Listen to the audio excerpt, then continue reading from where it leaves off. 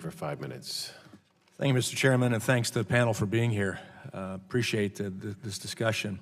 Mr. Keeler, how does WADA evaluate the role of other individuals in the anti-doping violations? For example, a coach, when it's found out that an athlete has tested positive, and then ultimately find out it was a coach that encouraged him or her to dope. What happens? What's the punishment for the coach? That's the responsibility of the national anti-doping organizations and the international federations. But when an athlete does test positive and is sanctioned, there is a requirement for the national anti-doping organizations, the international sport federations, to look and investigate about the entourage and to see if there was an influence. Is it being done comprehensively now? I don't believe so.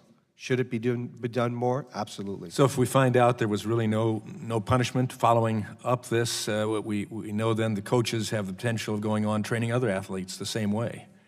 I mean, are we doing something to get at that? If a coach is found to be complicit in assisting an athlete, they will be sanctioned. But there has to be the mechanisms to explore that. Mr. Tigert, you want to respond? I would just say it's critically important to break down the systems in place that, as we heard earlier, abuse their own athletes, like in Russia.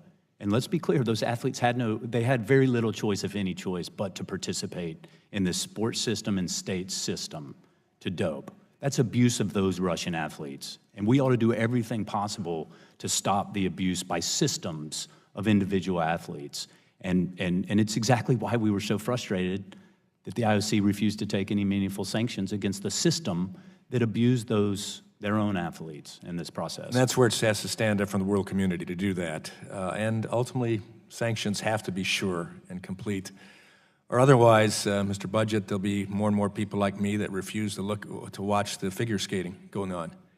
Just sensing something's wrong there. But I wish you well on that. Mr. Nelson, Mr. Phelps, and Mr. Phelps, go blue.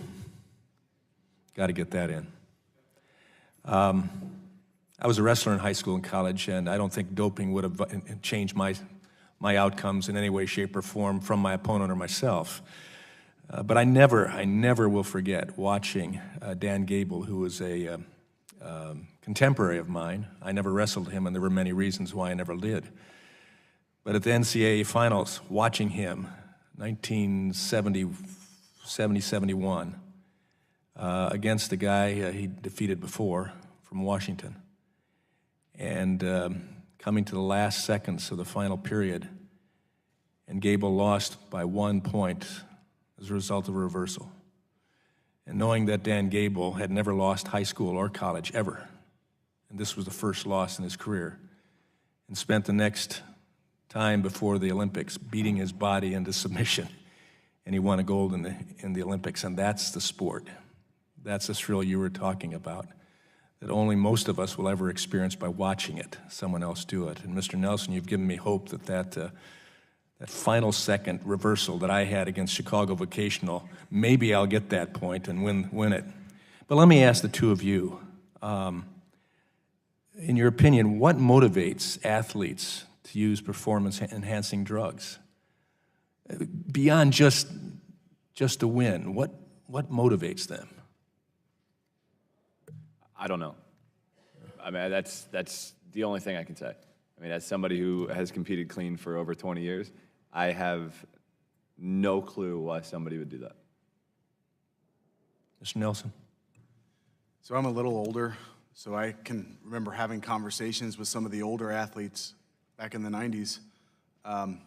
And one of the things that was very common at that time, and I can remember having a conversation with one specific athlete. He said, "You can't throw 20 meters clean." They had a prejudgment on what they could do by themselves. They never gave themselves enough time to develop the skill sets necessary to do that. My response to them was, "No, you can't throw 20 meters clean." But you could. What's that? But you could. I believe so, and I did. Yeah. Not at the time, but I believed I could. So to answer the question specifically, I think it's a combination of insecurity and, at some level, the culture that they surround themselves in that says this is the answer, this is the way forward. So until we find the answer to that question and are able to deal with the athletes to a conclusion, we have to have sanctioning bodies that are resolute in doing whatever it takes to go above that evil nature, as it were, and make it fair for guys who will not do that at any cost. Thank you for being part of this panel. I yield back. Thank the gentleman. I now recognize Mr.